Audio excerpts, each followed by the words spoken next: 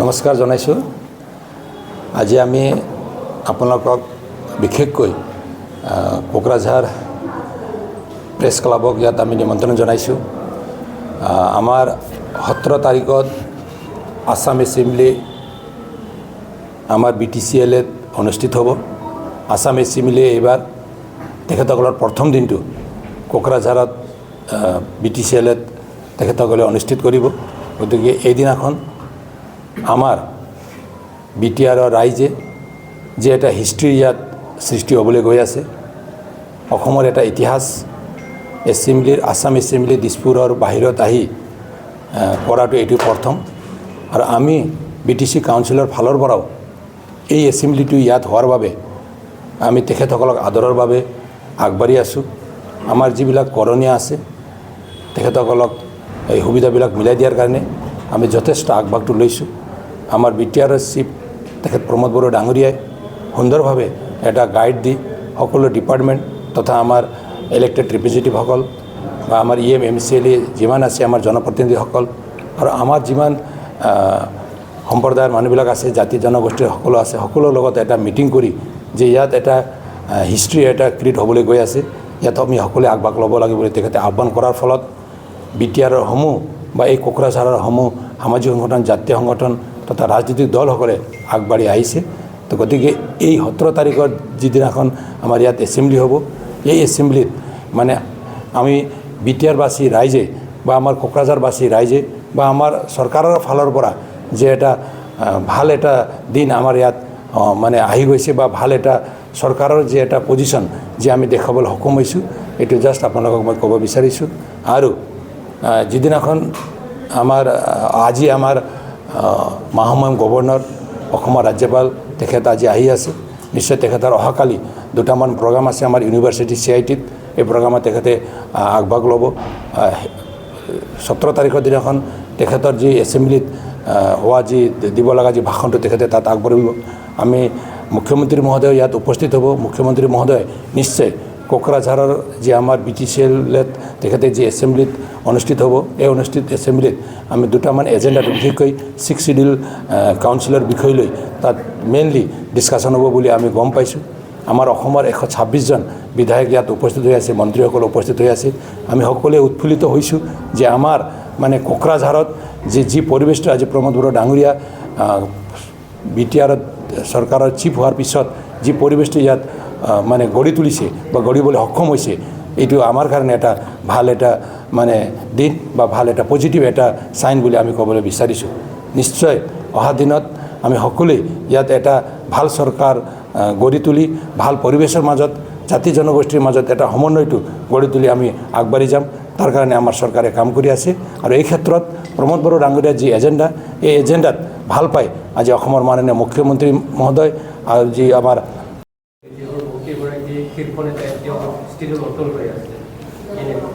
নাই আপোনালোকে দেখিছে মানে কোকৰাঝাৰ জিলা বুলি কোনো কথা নাই। এতিয়া BTR-ত মানে UPPL-ত মানে এটা আগমন হৈ আছে। আজি আপোনালোকে জানে যোৱা বছৰত আমাৰ BPF-ৰে এজন কেন্দ্ৰীয় নেতা, শক্তিশালী নেতা, প্ৰাক্তন BLT নেতা, এই BTC-ৰ ক্ৰিয়েশ্যনৰ এজন মাষ্টাৰ মাইণ্ড তেখেতক ক'ব লাগিব, অসমৰ প্ৰাক্তন মন্ত্ৰী, কেবিনেট মন্ত্ৰী শ্ৰীযুত চন্দন বৰ্মা ডাঙৰীয়া UPPL দলত যোগদান কৰিছে। যোৱাবাৰে 1 বছৰ হৈ গ'ল। তেখেতে আজি UPPL দলৰ কেন্দ্ৰীয় উপসভাপতিৰ দায়িত্বত পাইছে। তে আমাৰ সিদিনা আমাৰ BTR-ৰে এক্স ডেপুটি চিফ তেখেত মানে BLT-ৰ মানে নেতা, আমাৰ BTC-ৰ ক্ৰিয়েটৰ তেখেত BPF-এ তেখেতসকলে বনাইছে। তেখেতো BPF-ৰ এজন কেন্দ্ৰীয় নেতা আছিল, আগশাৰীৰ নেতা আছিল। আমাৰ এজন বুদ্ধিজীৱী তেখেতে আজি UPPL দলত যোগদান কৰিছে। আমাৰ x deputy chief Khampa Borgohain ডাঙৰীয়া। আজি যোৱাকালি আপোনালোকে দেখিল আমাৰ প্ৰাক্তন MLA, প্ৰাক্তন EM, এই সময়ৰ BLT-ৰ নেতা, হাগ্ৰামা মহিলাৰীৰ একেবাৰে ক্ল'জ থকা তেখেত শ্ৰীযুত হিতেশ বসুমতাৰী ডাঙৰীয়া আজি UPPL দলত যোগদান কৰিছে। মাখন চৰকাৰী ডাঙৰীয়া BPF-ৰ পৰা UPPL দলত যোগদান কৰিছে। বিভিন্ন ঠাইত আমি দেখিছোঁ বহুত BPF-ৰ নেতা কৰ্মীয়ে আজি UPPL দলত যোগদান কৰিছে। গতিকে আমি ভাবোঁ BPF-ৰ মানে প্ৰায় মানে দিনটো ইমান ভাল নহয়। বহুত BPF-ৰ নেতা কৰ্মী আজিও আমাৰ লগত জইন কৰিবলৈ সাজু হৈ আছে কোকৰাঝাৰতো এই প্ৰক্ৰিয়াটো আৰম্ভ হ'ব এতিয়া নোহোৱা নহয় কোকৰাঝাৰত এই প্ৰক্ৰিয়াটো আৰম্ভ হ'ব আৰু আৰম্ভ হৈছে আমাৰ বিশেষকৈ গ্ৰাছৰুটত যিবিলাক গ্ৰাউণ্ড জিৰ'ত আমাৰ কৰ্মকৰ্তাসকলক বহুত আজি আমাৰ ইউ পি পি দলত যোগদান কৰিছে দেৱৰগাঁও সমষ্টি কওক আপুনি চালাকাটি বাওখুংগুৰি যিমান সমষ্টিৰ পৰা আজি বহুত আমাৰ বি পি এফৰ নেতাকৰ্মী আমাৰ দলত যোগদান কৰিছে তো আমি ভাবোঁ অহা দিনত বি পি এফে অহা যি বি টি চি কাউন্সিলৰ নিৰ্বাচনত হাগ্ৰাম মহিলাৰী ডাঙৰীয়াই যিমান দাম্বালি মাৰি কথা ক'লেও কিন্তু তেখেতে অহা দিনত একেবাৰে তেখেতৰ উদ্দেশ্য তেখেতে সফল হ'ব নোৱাৰিব আমি আমাৰ প্ৰমোদ বড়ো ডাঙৰীয়াৰ নেতৃত্বত বি টি আৰৰ চিফ তেখেতে হোৱাৰ পিছত বি টি আৰৰ যি এটা ভাল এটা চৰকাৰৰ লগতে যি জাতি জনগোষ্ঠীৰ মাজত যি এটা সমন্বয় গঢ়ি তোলাৰ কাৰণে তেখেতে আজি সফল হৈছে যাৰ কাৰণে হাগ্ৰাম মহিলাৰী ডাঙৰীয়াৰ ৰুলিঙত থকা সময়ত তেখেতে এম পি পোৱা নাছিল কিন্তু আজি প্ৰমোদ বড়ো ডাঙৰীয়াৰ ৰুলিঙত চিফ হোৱাৰ পিছত সকলো জাতি জনগোষ্ঠীক সন্তুষ্ট কৰি যি ধৰণে কাম কৰিছে ইয়াৰ ফলত আজি মানে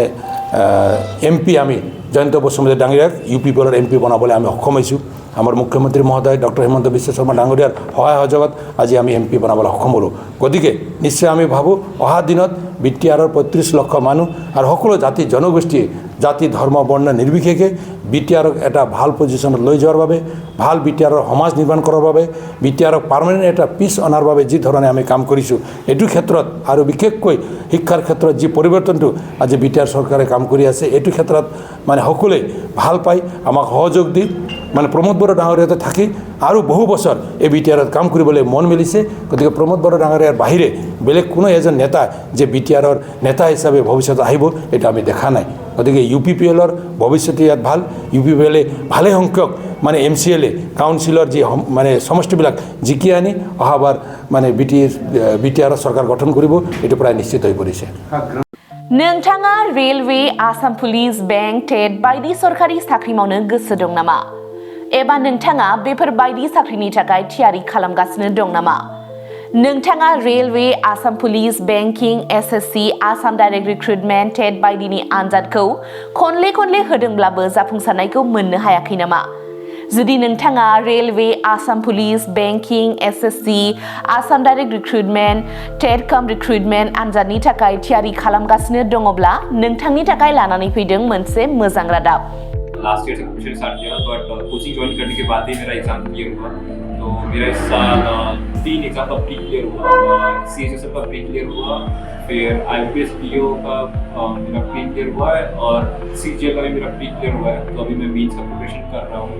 क'क्राझार सहरनि RNB road ward number 6 Sai Baba मन्दिर एबा एयारटेल अफिसनि साखाथियाव दङ आईबीटी कोचिं इन्स्टिट्यूटआ आईबीटी कोचिं इन्स्टिट्यूटआव banking SSC railways defence TET आरो गुबुन सरकारि साख्रिफोरनि आनजादनि कोचिं होनाय जायो आरो बेनि मुं थिसननाया दासान्दि सोलिगासिनो दङ आं नाजानाय मेथ्सफोराव उइकफोर ओमफ्राय दा बाहायनाया एसे गोख्रों जाबाय आरो बाहाय सीए क्लासबो जायो माने सामफ्राम कारेन्ट एफेयारफोर जानाय मालामा जानाय जिउमा जानाय बेखौ मोनगोन ओमफ्राय रिजनिंफोर इंग्लिश क्लास जाजोबो गासैबो मेरा क्वांट में एक्चुअली खराब था इसलिए मेरा ज़्यादातर एग्जाम में क्वालिफाई नहीं कर पा रहा था और कॉन्फिडेंट भी नहीं जब से मैंने ज्वाइन किया है तब से मैंने क्वांट पे एक्चुअली अभी मैं क्वांट पे अच्छा हूँ और कर भी पा रहा हूँ तो अभी कॉन्फिडेंट भी हूँ और फैकल्टीज भी बहुत अच्छे हेल्प करते हैं बहुत आईबीटी कोचिं इन्स्टिट्यूटआव मुं थिसननायनि गोबां मुलाम्फाफोरखौ नोंथाङा मोननो हागोन जेरै ल' course fees specially daily current affairs classes life time membership card weekly 5 to 6 days classes, comprehensive study materials, regular online and offline mock test, Make My Exam app, flexible class timings, doubt clearing session. Before गासै सुबिदाफोरखौ नोंथाङा IBT coaching इन्स्टिट्यूटआव मोननो हागोन अब्ला थाबैनो मुं थिसनदो आबुङै मिथिनो थाखाय 9387277188 एबा 9101325849 आव सोलोंनो हागोन